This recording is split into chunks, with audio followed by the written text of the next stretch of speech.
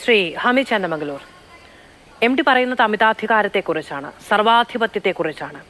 അത് അധികാര സ്ഥാനത്തിരിക്കുന്ന ആർക്കും, അത് കേരളത്തിന്റെ മുഖ്യമന്ത്രിക്കോ ഇന്ത്യയുടെ പ്രധാനമന്ത്രിക്കോ, നേരത്തെ അഡ്വക്കേറ്റ് ജയശങ്കർ ചൂണ്ടിക്കാണിച്ചതുപോലെ അധികാരം കൈയാളുന്ന ആർക്കും, അമിതാധികാര പ്രവണതയുള്ള ആർക്കും ആത്മവിമർശനത്തിന്, അദ്ദേഹം ആ പ്രസംഗം അവസാനിപ്പിക്കുന്നത് തന്നെ അങ്ങനെയാണ്, ആത്മവിമർശനത്തിന് ഇടയാക്കുമെങ്കിൽ അതിൽ പ്രതീക്ഷ വെക്കുന്നു എന്ന് പറഞ്ഞാണ്.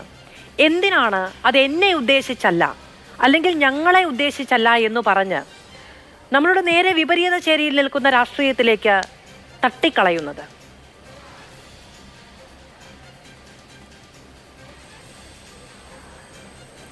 MTയുടെ ആ പ്രസംഗം വായിച്ചാൽ, കാരണം അത് പത്രത്തിലൊക്കെ വന്നു, അതിൽ നിന്ന് വ്യക്തമാകുന്നൊരു കാര്യം, അദ്ദേഹം അതിൽ പരാമർശിക്കുന്ന 2-3 സംഭവങ്ങളുണ്ട്.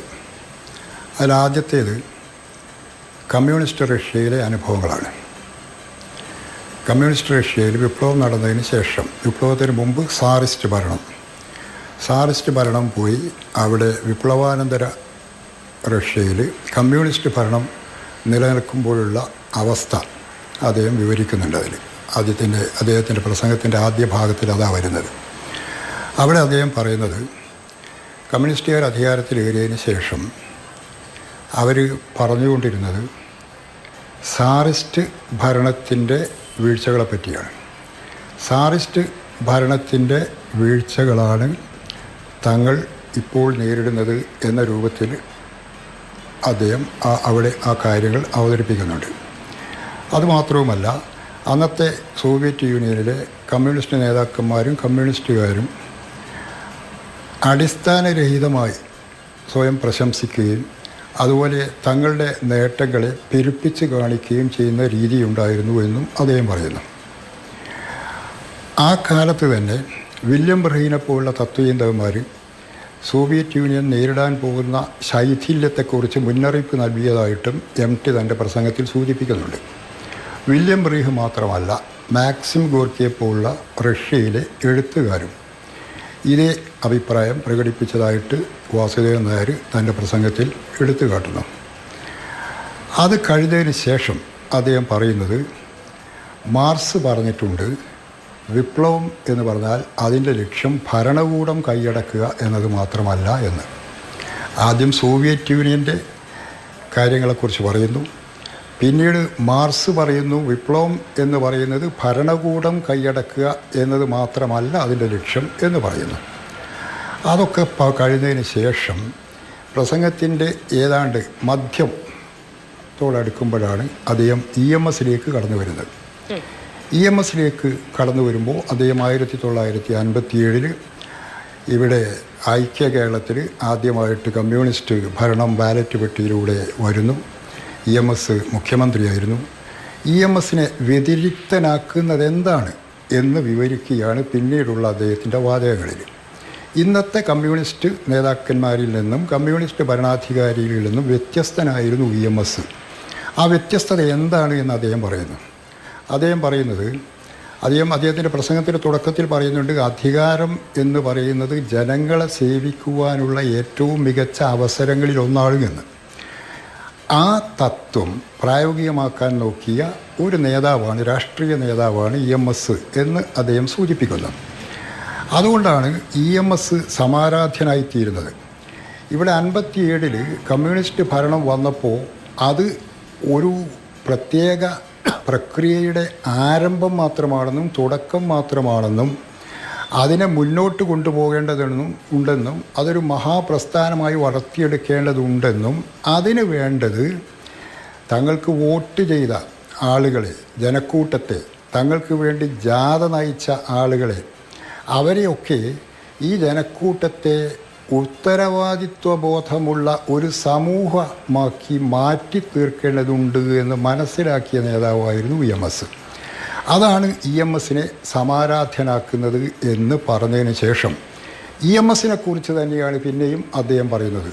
അദ്ദേഹം പറഞ്ഞു, EMS മറ്റു പല നേതാക്കന്മാരിൽ നിന്നും വ്യത്യസ്തനാകുന്നത് താൻ നേരത്തെ എടുത്ത, അല്ലെങ്കിൽ തൻ്റെ പാർട്ടി നേരത്തെ എടുത്ത ചില സമീപനങ്ങൾ തെറ്റാണെന്ന് മനസ്സിലാക്കിയപ്പോൾ അത് തെറ്റാണ് എന്ന് തുറന്നു പറയാനുള്ള ആർജവം കാണിച്ചു എന്നതാണ്. പ്രത്യേകിച്ച് അവിടെ എം ടി ചൂണ്ടിക്കാണിക്കുന്നത് കലാസാഹിത്യാദികളോട് EMSൻ്റെ പാർട്ടിയും അല്ലെങ്കിൽ പൊതുവേ കമ്മ്യൂണിസ്റ്റുകാർ സ്വീകരിച്ചിരുന്ന നിലപാട് തെറ്റായിരുന്നു എന്ന് EMSന് തോന്നി. EMS അത് മനസ്സിലാക്കി, അത് തുറന്നു പറഞ്ഞു, അത് തിരുത്താൻ തയ്യാറായി.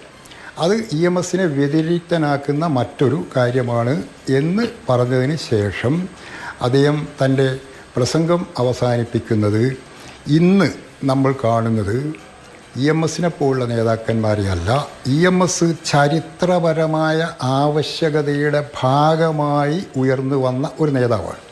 അദ്ദേഹത്തിൻ്റെ തന്നെ MTയുടെ തന്നെ വാക്കുകളാണത്. ചരിത്രപരമായ ആവശ്യകതയുടെ ഭാഗമായിട്ട് ഉയർന്നു വന്ന ഒരു നേതാവായിരുന്നു EMS. അങ്ങനെയുള്ളൊരു ഭരണകർത്താവായിരുന്നു EMS. അങ്ങനെയുള്ളൊരു മുഖ്യമന്ത്രിയായിരുന്നു EMS.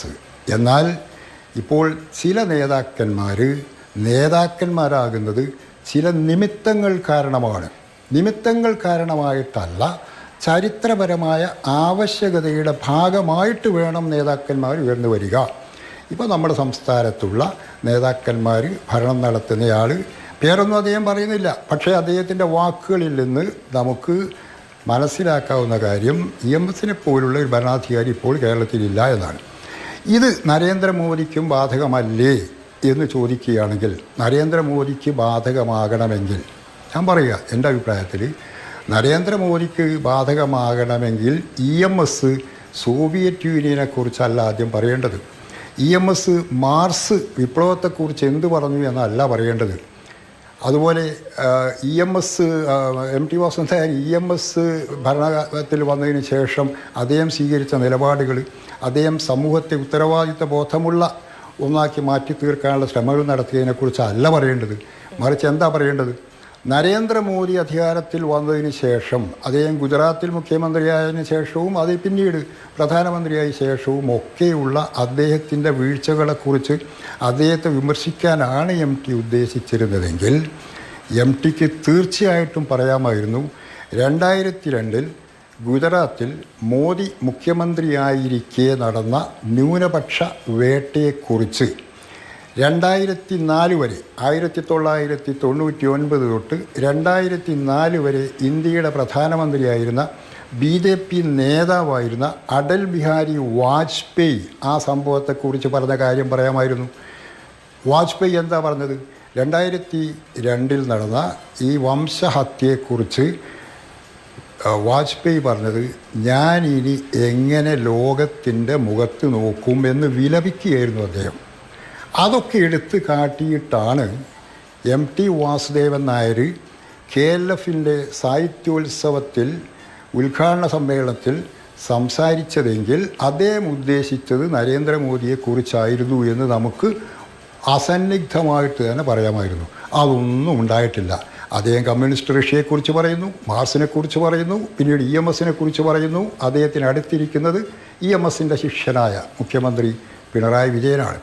അപ്പോൾ അദ്ദേഹം ഉദ്ദേശിച്ചത് പിണറായി വിജയനെയാണ് എന്ന് ആരെങ്കിലും പറഞ്ഞാൽ അത് ചോദ്യം ചെയ്യുന്നതിൽ വലിയ കഴമ്പില്ല എന്ന് വിചാരിക്കാനാണ് ഞാൻ ഇഷ്ടപ്പെടുന്നത്. ശരി, ഓക്കെ. അങ്ങ് ദീർഘമായാണ് സംസാരിച്ചതെങ്കിലും അത് വളരെ വ്യക്തമായി അതിൻ്റെ ഒരു മുന്നോട്ടുള്ള പരിണതി കൃത്യമായി വിശദീകരിച്ച് തന്നെയാണ് പോവുകയും ചെയ്തത്.